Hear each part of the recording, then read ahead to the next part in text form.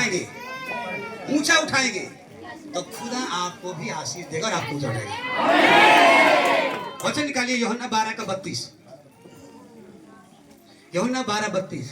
और मैं यदि पृथ्वी पर से ऊंचे पर चढ़ाया जाऊंगा तो सबको अपने पास खींचूंगा। हालेलुया। यहाँ पर वचन बता रहा है, यीशु मसीह संकेत दे रहा है अपनी मृत्यु का। हालेलुया। संकेत दे रहा है, यीशु मसीह बतला रहा है कि हमें कैसे मतलब मरना पड़ेगा, कैसे में ऊंचे पर चढ़ाया जाएगा। ये सारी बातों वो संकेत दे रहा है कि पृथ्वी पर जब ऊंचे पर चढ़ाया जाएगा तो क्या करूंगा? सबको अपने पास क्या करूंगा? खींचूंगा। हालेलुया। और मैंने बोला कि मृत्यु का संकेत परमेश्वर ने बता रहा है, लेकिन मैं यहाँ से एक संदेश आपको निकाल के देना चाहता हूँ कि जब प्रभु बोला कि जब मुझे पृथ्वी पर ऊंचाई पर चढ़ाया जाएगा तो मैं सभी को क्या करूंगा? अपने पास खींच लूंगा। तो मेरे कहने का मतलब यह है कि अगर आज भी अगर आप अपने जीवन से प्रभु को ऊंचाई पर ले जाएंगे या ऊंचा पर उठाएंगे तो परमेश्वर आपको भी बरकत, प्रभु आपको भी आशीष देगा। हालेलुया। आपको भी परमेश्वर कह रहा है, अगर आप परमेश्वर को ऊंचा उठाने हैं, वो तो बोला सबको, मैं कहता हूं अगर आप उठाएंगे तो आपको परमेश्वर क्या करेगा? तो अपने जीवन से में परमेश्वर को क्या करना है? ऊंचाई पर उठाना है। स्तुति, महिमा, प्रशंसा, आज्ञाकांक्षी जो भी बातें हैं कर करके हमें पहला स्थान ही प्रभु को दे देना है। हालेलुया। तब आपको परमेश्वर आशीष करेगा, तब आपको परमेश्वर बनाएगा, तब परमेश्वर आपको क्या करेगा? उठाएगा।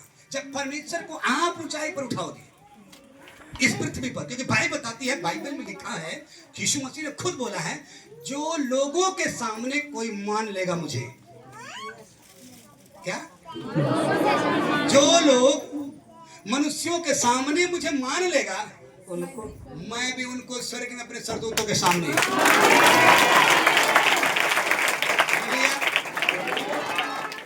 इसका मतलब प्रभु बोल रहा है कि मुझे जब ऊंचे पर चढ़ाया जाएगा मैं बहुतों को खींच लाऊंगा। सच में प्रभु यीशु मसीह ने बहुतों को खींचा, आज जितने उसके करीब आ गए हैं वो सबको खींच लिया है। और मैं आपको बताना चाहता हूं, अगर आज विश्वास कर रहे हो, नहीं कर रहे हो, अगर आज पहली बार बैठे हो तो आज कहो कि प्रभु मैं आज से अपने जीवन में तुझको ऊंचाई पर ले जाऊंगा।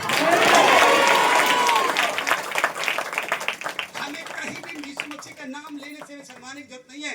भाई बताती है कि जब हम लोगों के सामने मान लेंगे, वो खुदा है, वो परमेश्वर है, वो महान है, उसके जैसा कोई नहीं। अगर हम मान लेंगे तो प्रभु फूल है कि मैं भी मान लूंगा, स्वर्ग में मान लूंगा। ये बड़ी बात है, ये बड़ी बात है। और किसके सामने? ये छुटैया लोगों के सामने नहीं, जो सच में परमेश्वर के सरदूत लोग जो सत्य में हैं उसके बीच में मान लेगा। क्या मान लेगा? अरे इसने पृथ्वी पर मुझे ऊंचाई पर उठाया।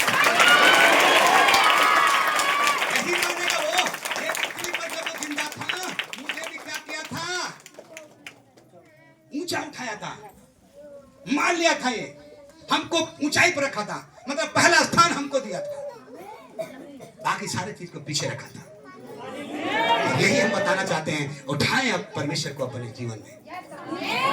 अभी हम क्या बोला? प्रभु तू बढ़े, और ऐसा नहीं कि हम बढ़े,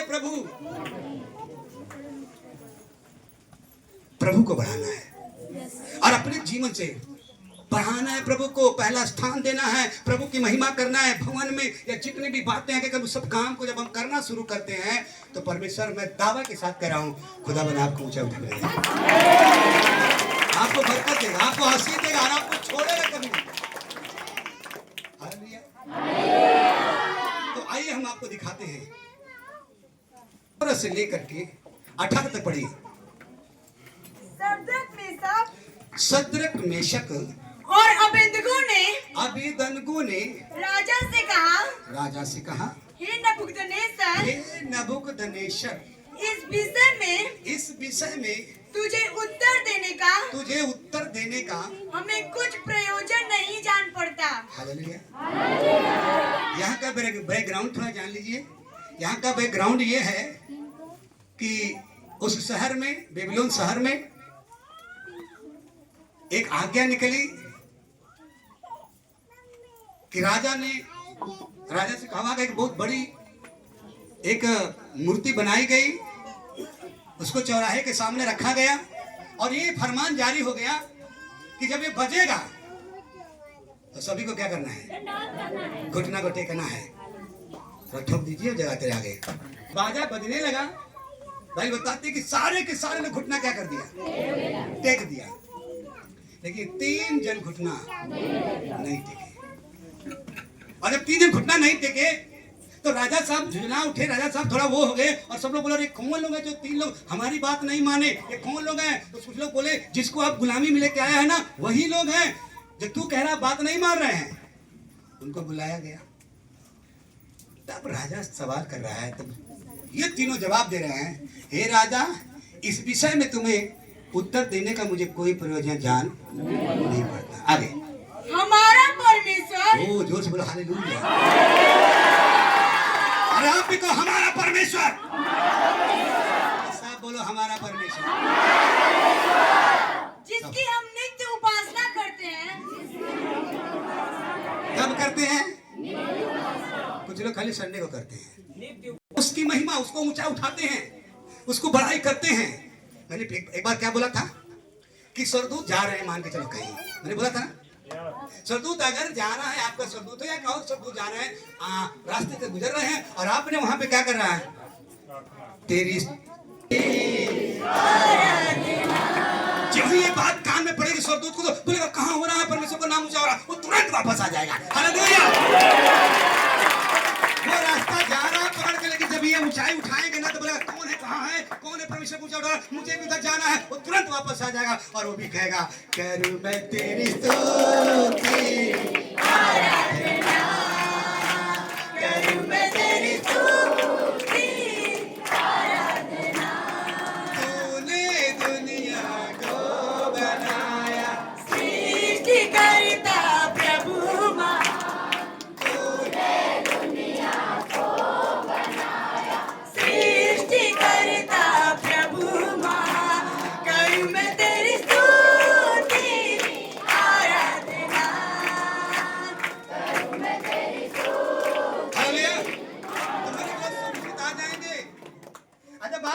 सरदूत आ जाएंगे तो प्रभु भी कह रहा है कि हमको तुम ऊंचा उठाए तो मैं बताता हूँ आपको खींच लेंगे, हम आपको खींच करके मैं आपको ऊंचाई उठाऊंगा।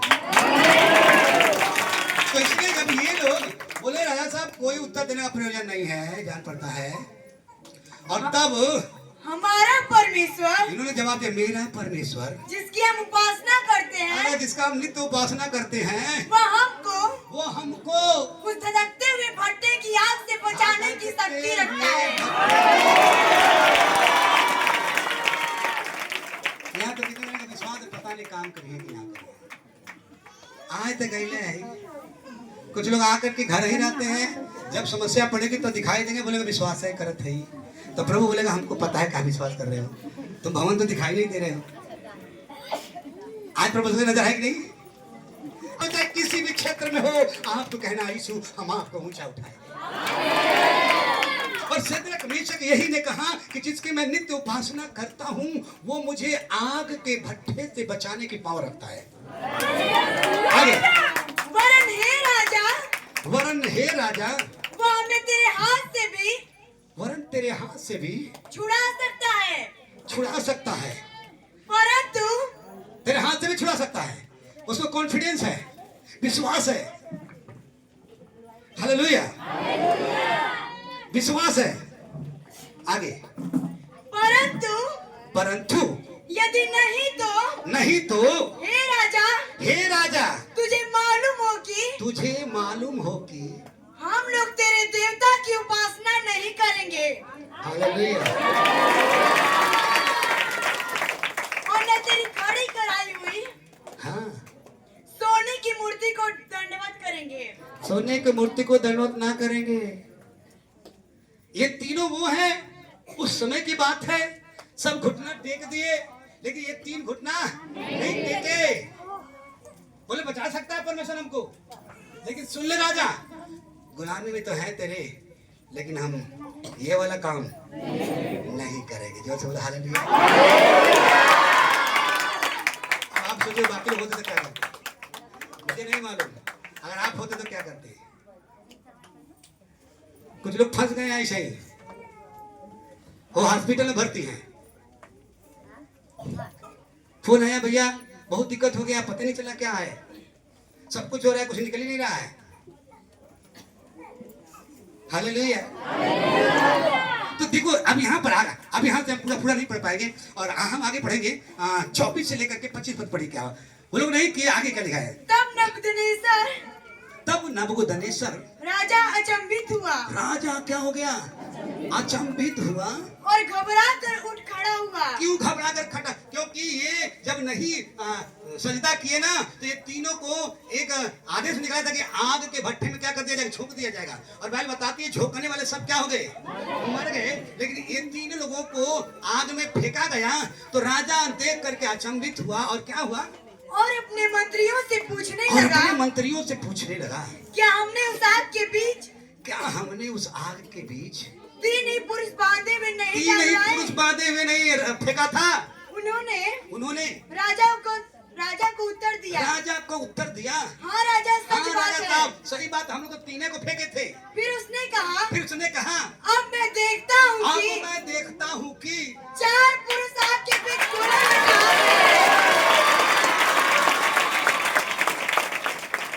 वो परमेश्वर है जो झाड़ी में आग लगी, झाड़ी नहीं जल सकती। ये वो परमेश्वर था जब पेंतकुस्त के दिन में आग उतरी तो किसी को खत्म नहीं कर दी, बल्कि बहुत बातों को। हालेलुया। सुनो, ध्यान से सुनो, बीमारी ऐसे ही जल जाएगी। अभी हमने गाना गाया था, तेरे रूह की आग में बढ़ते जाएगा। अब आपको समझना है, आपको मैं सिखाने के लिए मत कर रहा हूं, आप कितना बढ़ रहे हो, कितना ऊंचा कर रहे हो परमेश्वर को, ये समझदारी आपको होना चाहिए। कितना ऊंचा उठा रहे हो। ये लोग सच में परमेश्वर की महिमा करने वाले थे। कहे भले हम कुछ भी हो जाएगा, लेकिन हम सजदा नहीं करेंगे, हम तो सजदा अपने राजाओं की राजा का करते हैं। हम लोग ने भी गाना गाया था ना, राजाओं का राजा है यीशु मेरा, चलेगा पल में वो दूत तेरा, नम्र दिल और हाथ उठा दे कबो। तो हमें राजाओं का राजा उसने किया था। आज जब राजा देख के अचंभित हुआ कि चौथा पुरुष नहीं है कोई आगे, और उनको कुछ भी हानि नहीं, लेकिन और 4 को फेंका गया है, चौथा व्यक्ति उसमें टहल रहा है परमेश्वर के पुत्र के सदृश है, लेकिन इन तीनों को कुछ भी हानि नहीं।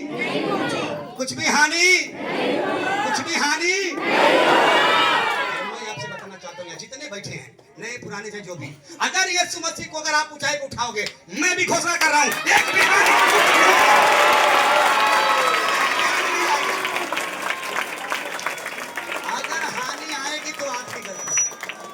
परमेश्वर को नीचे रखे, हमें परमेश्वर को ऊंचाई पर रखना है।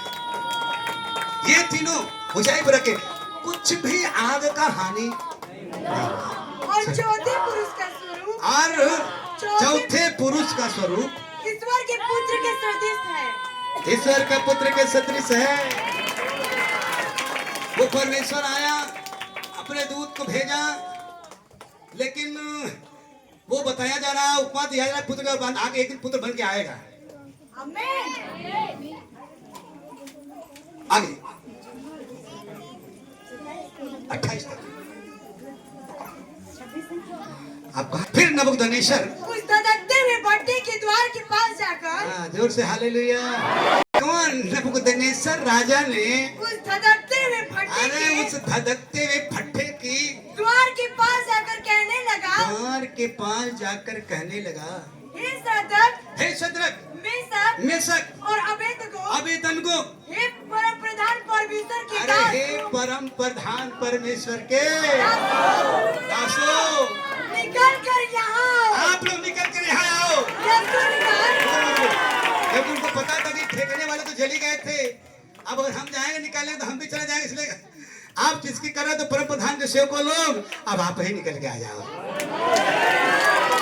आगे ये सुनकर सद्रक, मेशक अबेदनगो आग के बीच निकल आए। आग के बीच में से क्या आ गए? विश्वास यशवा मत हो। जब जब अधिपति, अधिपति, हाकिम, हाकिम, गवर्नर गवर्नर और राजा के मंत्रियों ने जो इकट्ठे हुए थे उन पुरुषों की ओर देखा, तब उनके देह में हाँ, देह में आग का कुछ भी प्रभाव नहीं पाया। आग का कुछ भी प्रभाव।